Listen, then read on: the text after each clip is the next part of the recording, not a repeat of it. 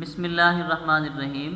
السلام علیکم ورحمۃ اللہ وبرکاتہ۔ میں ہوں قاری اللہ نواز۔ میری طرف سے تمام سننے اور دیکھنے والوں کو سلام پہنچے۔ تو قرآن مجید ایک ایسی اللہ تبارک و تعالیٰ کی جو نازل کردہ کتاب ہے، رحمت بن کر آئی ہے۔ کوئی حاجت اگر کسی کو پیش آئے تو قرآن اس کی حاجت کو بھی پورا کر دیتا ہے، یہ بھی آپ کو پتہ ہونا چاہیے۔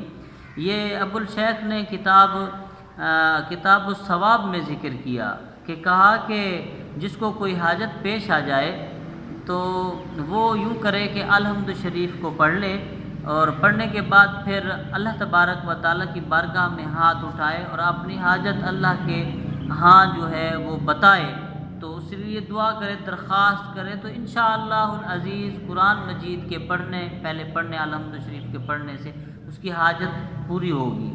اور فرمایا کہ یحییٰ بن کثیر رحمۃ اللہ علیہ فرماتے ہیں، جو شخص صبح کے وقت سورۃ یاسین شریف پڑھے، یاسین شریف قرآن مجید کا دل ہے، کہا کہ جو قرآن مجید کے دل کی تلاوت کرے تو اللہ تبارک و تعالیٰ اس کے دل کے اندر قرآن کی ایک تو محبت پیدا فرما دیتا ہے، دوسرا پھر قرآن یاسین شریف کی بڑی برکت ہے، سورۃ یاسین شریف پڑھے شام تک خوشی میں رہے گا، اور جو شخص شام کے وقت سورۃ یاسین شریف پڑھے گا وہ صبح تک خوش و خرم رہے گا۔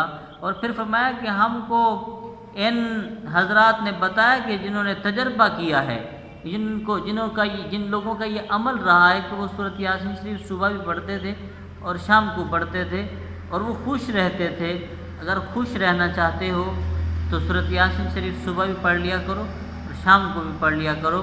اگر کوئی مراد پوری کرنا چاہتے ہو، کوئی حاجت ہے، تو الحمد شریف پڑھ کے اللہ سے دعا مانگا کرو۔ اللہ تبارک و تعالیٰ الحمد شریف کی برکت سے تمہاری حاجت کو پورا فرما دے گا۔ اللہ تبارک و تعالیٰ سے دعائے عمل کی ہمیں توفیق عطا فرمائے، آمین ثم آمین۔